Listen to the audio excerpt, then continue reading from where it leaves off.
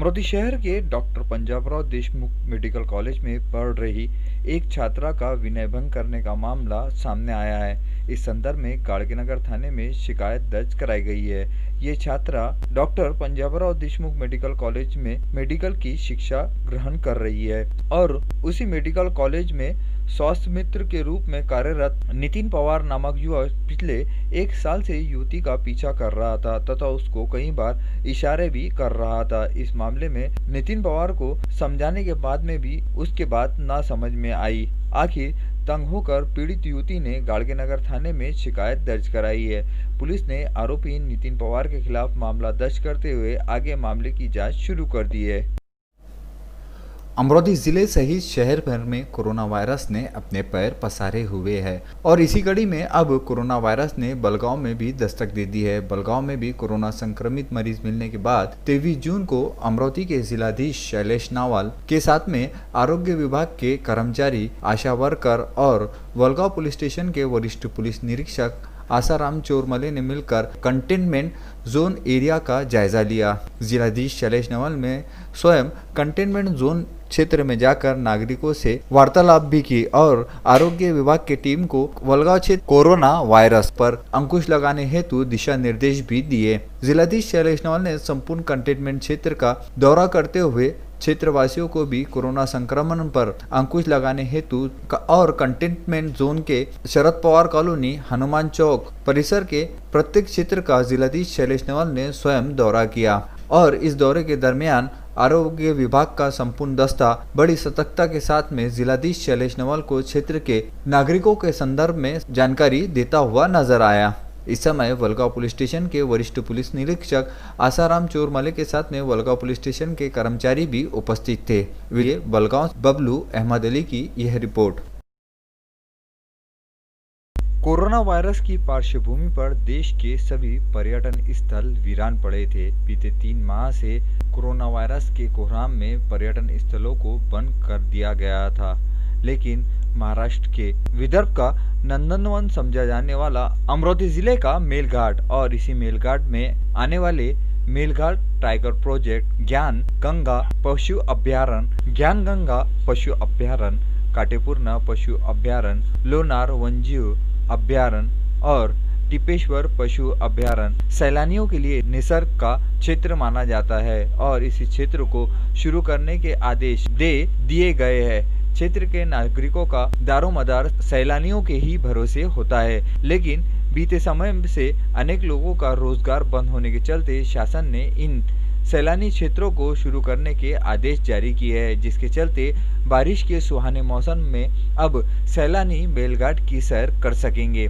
Corona के पार्श्वभूमि पर मेलघाट में आने वाले सैलानियों को नियमों का पालन करते हुए गेट पर बीते सफर की जानकारी देनी होगी कि वो कहां से आए हैं। सभी सैलानियों की थर्मल स्कैनिंग और मेडिकल जांच भी गेट पर ही की जाएंगी और सैलानियों को नियोजित समय तक ही क्षेत्र में सैर करनी पड़ेगी, जिसके चलते अब फिर से मेलघाट के चिकलदरा सहित इन सभी क्षेत्रों में सैलानियों की रौनक बढ़ती हुई नजर आएंगी। पिछले 3 माह से बाजार सहित मंगल कार्यालय भी वीरान पड़े थे और मंगल कार्यालय वीरान थे तो बैंड पार्टी कलाकारों को भी भूखे मरने की नौबत आन पड़ी थी, क्योंकि कोरोना वायरस के बढ़ते संक्रमण के चलते सभी मंगल कार्यालय बंद कर दिए गए थे और इसी 3 माह के दौरान 2 कलाकारों की मौत भी हो चुकी है। इस संदर्भ में बैंड पार्टी कलाकारों द्वारा सहायता की मांग को लेकर अब तक कई बार निवेदन भी दिए गए, लेकिन इनके निवेदन की बात को किसी ने गंभीरता से नहीं लिया। ऐसी विकट स्थिति में बैंड पार्टी वासियों और कलाकारों की आर्थिक सहायता की जाए, ऐसी मांग को लेकर बैंड पार्टी व्यवसायियों ने जिलाधिकारी के माध्यम से मुख्यमंत्री को 23 जून के दोपहर में ज्ञापन सौंपा। बैंड पार्टी कलाकारों की मांग है कि जिस प्रकार से किसान व अन्य लोगों को सहायता की जा रही है, उसी तरीके से बैंड कलाकार और मालकों की भी सहायता करे। अगर हमें न्याय नहीं दिया गया तो रास्ते पर आकर हम आंदोलन भी करेंगे और साथ ही हमें अदालत में न्याय मांगने की अनुमति भी दी जाए। ऐसी मांगों को लेकर बैंड पार्टी कलाकारों ने अपने वेशभूषा में बैंड बजाकर जिलाधिकारी कार्यालय के सामने अपना आंदोलन किया। इस आंदोलन में महेंद्र सरकटे, बाबू सरकटे, सतीश वाघमारे, बच्चू काले, बब्बन उबले, बंडू वानखड़े, नथू गवई, मुकेश गवई आदि बैंड पार्टी कलाकार और मालिक उपस्थित थे। यार पोलीसवाला ऐसा ही आहे. माझं नाव काय आहे, माझं नाव मी श्रीराम बँडची कामं करतो. माझ्याकडे 40 कर्मचारी आहेत. 40 लोक कामं करतात माझ्याकडे. गेल्या 3 महिन्यापासून असे अमरावती जिल्ह्याचे भरपूर लोक आहेत. आम्ही जवळजवळ कमीत कमी 5000 बँड आहे अमरावती जिल्ह्यात.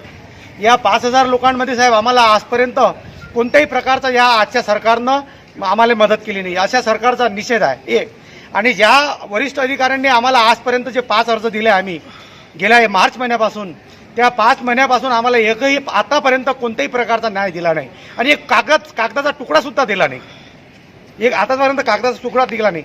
आमचे 3 कर्मचारी मरण पावले आतापर्यंत, बँड कर्मचारी. त्यांचे सुद्धा या अर्जामध्ये नाव दिलेले आहे.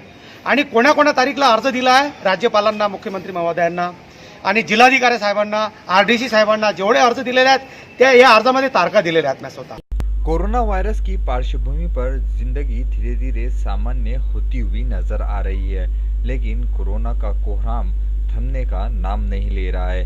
23 जून की सुबह 10 बजे 5 नए कोरोना संक्रमित मरीजों की रिपोर्टें प्राप्त हुई और शाम बीतने तक 3 और नए मरीजों की कोरोना संक्रमित रिपोर्टें सामने आई है, जिसके चलते अमरावती शहर में 23 जून को 8 नए कोरोना संक्रमित मरीज मिले हैं।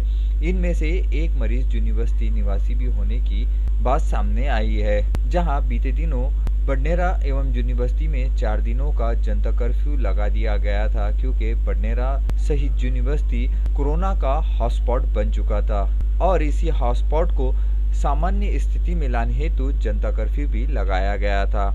और साथ ही अमरावती जिले सहित शहर के कोरोना संक्रमित मरीजों का आंकड़ा 23 जून की रात 11 बजे तक 446 पर पहुंच चुका है। आपको बता दें कि 23 जून की रात तक अमरावती शहर के कोरोना संक्रमित मरीजों में से 446 मरीजों में से 312 मरीज अब तक इलाज के दौरान ठीक होकर अपने घर रवाना हो चुके हैं। औसतन देखा जाए तो इन मरीजों का ठीक होने का आंकड़ा सबसे बेहतर माना जा रहा है। ये आंकड़ा 69.95% आका गया है। उसी प्रकार से अमरावती जिला सहित शहर में अब तक कोरोना से मरने वालों के आंकड़े में 2 नए मरीजों का समावेश होने के चलते अब मरने वालों की संख्या 19 पर पहुंच गई है और दोनों ही कोरोना संक्रमित मरने वालों की मौत नागपुर के अस्पतालों में हुई है। उसी प्रकार से अमरावती के कोविड अस्पताल में अब तक 101 कोरोना संक्रमित मरीजों का इलाज जारी है तथा 11 मरीजों को इलाज हेतु नागपुर भी रवाना कर दिया गया है, जिसके चलते 23 जून की रात 11 बजे तक अमरावती जिला सहित शहर भर में कोरोना संक्रमित मरीजों का आंकड़ा 446 पर पहुंच चुका है। जनता से आह्वान किया जाता है कि शासन द्वारा उचित बातें बताई जा रही है, उन बातों को गंभीरता पूर्वक कोरोना के संक्रमण को रोकने हेतु अपने जीवन में लाकर इस भयंकर बीमारी को शहर सहित देश से भगाने में शासन कोरोना का प्रशासन की प्रकोप मदद बढ़ते करे। दिखाई दे रहा